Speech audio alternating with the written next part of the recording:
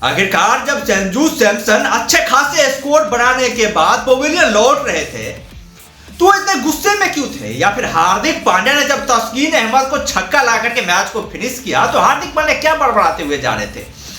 या फिर जब मयंक यादव ने अपना पहला इंटरनेशनल विकेट या तो उनका सेलिब्रेशन कैसा था, उनका इमोशन कैसा था? तो आज इस तमाम मुद्दे के बारे में हम लोग बात करने वाले जो भारत और बांग्लादेश के बीच पहले टी20 मैचों में घटित हुआ।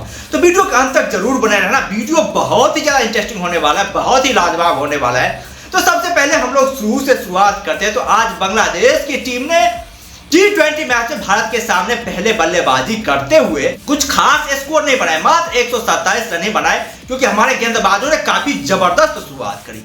अर्शदीप सिंह ने जिस तरह से शुरुआत करी, पहले ही ओवर से उन्होंने विकेट के साथ शुरुआत कर दी। लिटन दास को उन्होंने पवेलियन की राह दिखा दी। उसके बाद से दूसरे भारतीय गेंदबाज ने भी अर्शदीप सिंह का बहुत योगदान दिया।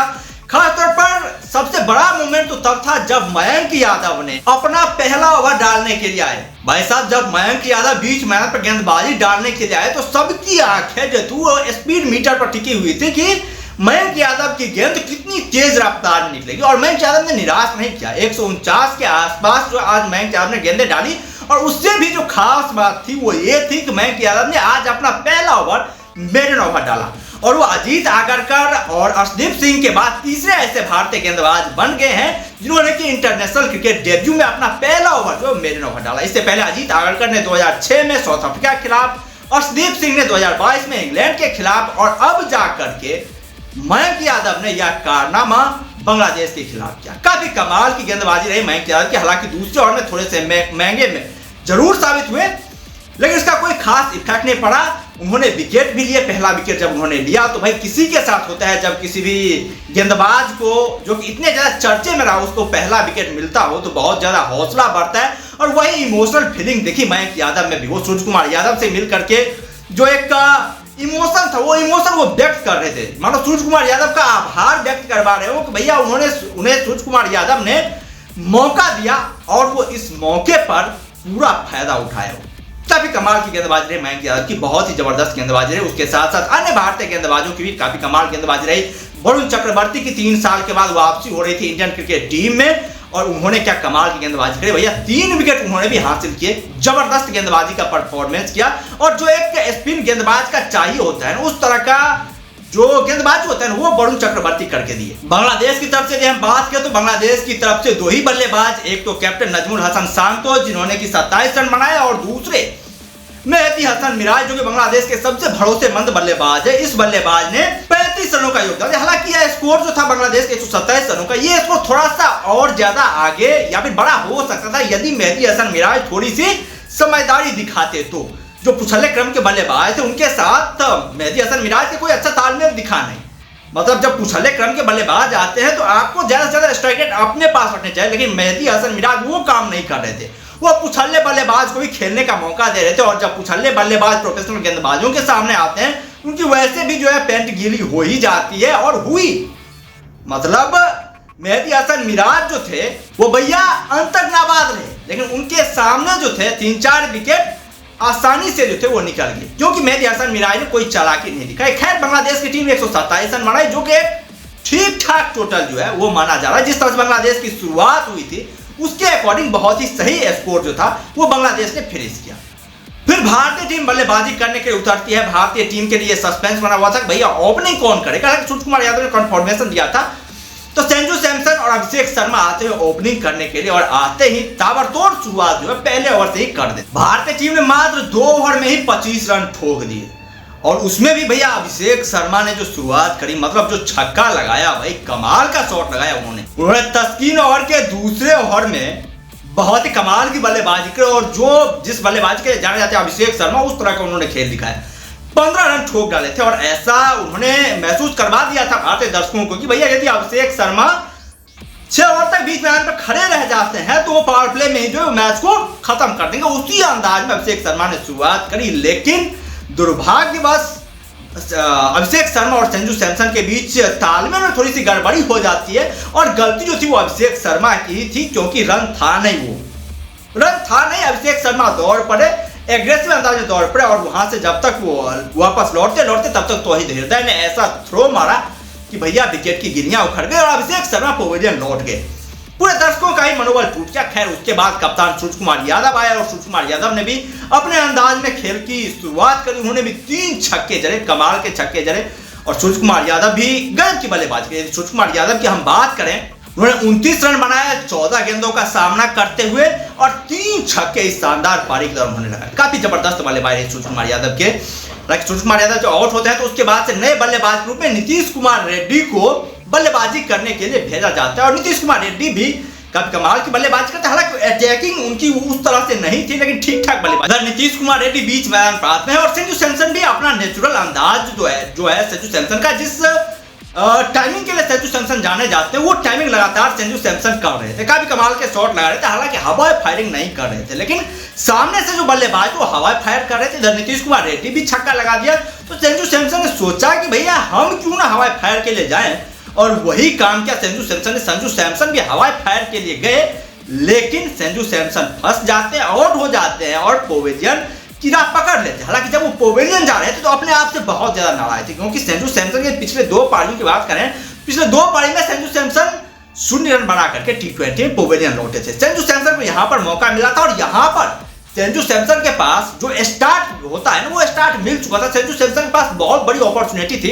कि संजू सैमसन इस पारी को एक बड़ी पारी में कन्वर्ट कर सके, लेकिन वैसा संजू सैमसन नहीं कर पाए। हाफ सेंचुरी भी लगा लेते तो एक थोड़ी सी जो है वो संतुष्टि संजू सैमसन को मिलती, लेकिन वो नहीं कर पाए। संजू सैमसन आउट होकर पवेलियन जा रहे थे और अपने आप पर बहुत ही गजब तरीके से वो चिल्ला रहे थे, बहुत ही गजब तरीके से चिल्ला रहे थे, बहुत ही नाखुश नजर आते संजू सैमसन। और होना भी चाहिए, संजू सैमसन जैसा बल्लेबाज जो है ना, मतलब उनसे बहुत ज्यादा उम्मीदें लगाई जाती है, उनसे एक मैच विनिंग एफर्ट की जो है वो आशाएं भारतीय दर्शक रखते हैं, भारतीय सेलेक्टर्स देखते हैं संजू सैमसन से। खैर संजू सैमसन ने भी 19 गेंदों 29 रनों की पारी खेली, शानदार ठीक ठाक पारी मानी जाती है और काफी जबरदस्त पारी। उसके बाद से भैया आए हार्दिक पांड्या। हार्दिक पांड्या आए तो मतलब ड्रेसिंग रूम से सेटल होकर क्या आते ही पहली गेंद पे चौका, और उसके बाद से जो उन्होंने शॉट दिखाए, जिस अद्भुत कारनामे के लिए हार्दिक पांड्या जाने जाते हैं, उस तरह से अजीबोगरीब शॉट लगाए हार्दिक पांड्या ने।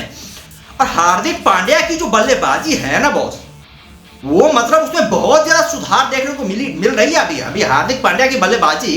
मतलब पुराने जो हार्दिक पांड्या थे ना, पुराने टाइम में जिस तरह से हार्दिक पांड्या बल्लेबाजी करते थे, उस तरह से हार्दिक पांड्या बल्लेबाजी करते हुए नजर आ रहे हैं। जो छक्के वो लगा रहे हैं, मतलब आश्चर्यजनक छक्के लगा रहे हैं भाई। उनका अपरकट आज 2-3 उन्होंने छक्के लगाए पीछे विकेट के पीछे, मतलब कमाल का शॉट था जो उन्होंने अपरकट लगाए, जो उन्होंने क्लास दिखाया और पावर हिट भी जो उन्होंने लगाए ना, मतलब भाई कमाल के छक्के लगाए। और तस्कीन अहमद की गेंद पर जब उन्होंने मैच को फिनिश किया तो उस समय भी मतलब शॉर्ट गेंद थी और शॉर्ट गेंद को जिस तरह से खींच करके हार्दिक पांड्या ने छक्का मारा, बेमिसाल शॉट था भाई, बेमिसाल शॉट था। ऐसे शॉट जो होते हैं ना, जब कोई बल्लेबाज बहुत ज्यादा अभ्यास करता है किसी एक शॉट का, तब जाकर के इस तरह का शॉट दिखाई देने को मिलता है। हार्दिक पांड्या की जो ये शॉट है ना, ये शॉट वैसे नहीं, इसके लिए बहुत ज्यादा प्रैक्टिस की जरूरत होती है और हार्दिक पांड्या उस तरह की प्रैक्टिस कर रहे हैं, तब इस तरह के शॉट्स आ रहे हैं। हमें तो लग रहा है हार्दिक पांड्या जिस तरह से खेल रहे हैं भैया, इस बार तो वो मुंबई इंडियंस को भी पिछले बार का जो अपमान उन्होंने झेला था ना, उस अपमान का बदला हार्दिक पांड्या लेकर के रहेंगे। और हार्दिक पांड्या के सेलिब्रेशन से उसके मुंह से कुछ शब्द भी निकल रहे थे जो कि अक्सर हार्दिक पांड्या निकालते रहते हैं जब भी वो मैदान पर खेलते हैं ना।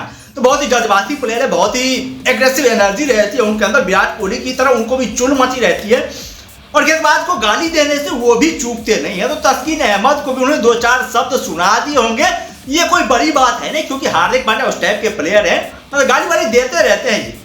जब इन्होंने विराट कोहली, रोहित शर्मा जैसे खिलाड़ियों को नहीं छोड़ा तो भाई तस्कीन अहमद कौन से खेल की मूली है। तो वहां पर हार्दिक पांड्या ने वही आशीर्वाद तस्कीन अहमद को भी दिया होगा, उससे भी बोला होगा कि भाई जाके अगर कहीं और दिखाना, मतलब ये इंडिया है, यहाँ पे जो है, यहाँ पे सिर्फ और सिर्फ इंडियन टीम की ही चलती है।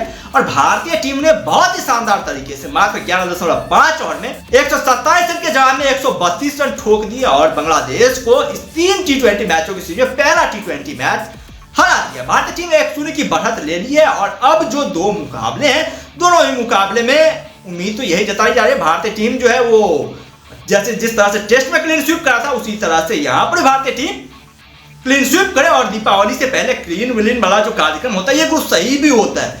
और ऐसा ही भारतीय टीम के करने की उम्मीद भी नजर आ रही है। जिस तरह से भारतीय खिलाड़ी फॉर्म में, भाई बांग्लादेश को तो जीतना नामुमकिन सा लग रहा है, बहुत ही निडर तरीके से खेली है बांग्लादेश की टीम, ऐसी खेली है, मतलब इस तरह की उम्मीद तो हम ना टेस्ट मैच में लगा रहे थे, ना T20 मैच में लगा रहे थे। कम से कम ये तो उम्मीद थी भाई बांग्लादेश जो है श्रीलंका में इतना अच्छा शानदार क्रिकेट खेल करके आई है, पाकिस्तान से इतना अच्छा क्रिकेट खेल करके आई है, तो यहाँ पर हमारे खिलाड़ियों को थोड़ा सा टक्कर देगी। अभी तो भैया हमारे पास बुमराह भी नहीं है, तो जाकर के यहाँ पर बांग्लादेश इतनी फटी पड़ी है हमारे नए नए गेंदबाजों के सामने। आप सोचिए यदि हमारी टीम में जसप्रीत बुमराह जैसे गेंदबाज होते, मोहम्मद सिराज, मोहम्मद शमी टाइप के कोई गेंदबाज होते, तो इन बांग्लादेशियों का क्या हालत होता। ये बांग्लादेशी तो बीच पर पड़ जाते, सो जाते, इस तरह की हालात हो जाती। खैर जो भी दिखाया बहुत ही शर्मनाक दिखाया बांग्लादेश ने। भारतीय गेंदबाजों खिलाड़ियों को जितनी भी तारीफ की जाए वो कम है। नीतीश कुमार रेड्डी, उनको भी पहला डेब्यू कैप मिला, मयंक यादव को भी डेब्यू कैप मिला, और दोनों खिलाड़ियों का ठीक ठाक परफॉर्मेंस कह सकते हैं। नीतीश कुमार रेड्डी के जहां तक बल्लेबाजी की बात करें तो हालांकि उतनी ज्यादा अटैकिंग मूड में आज दिखे नहीं, और 16 रन बनाए, 15 गेंदों का सामना किया, लेकिन एक छक्का उन्होंने भी काफी कमाल का मारा, लॉन्ग ऑन की तरफ बहुत जबरदस्त छक्का था। और नीतीश कुमार रेड्डी बहुत ही आक्रामक बल्लेबाज है, आप उनकी बल्लेबाजी हैदराबाद में IPL में 2024 में देखी होगी।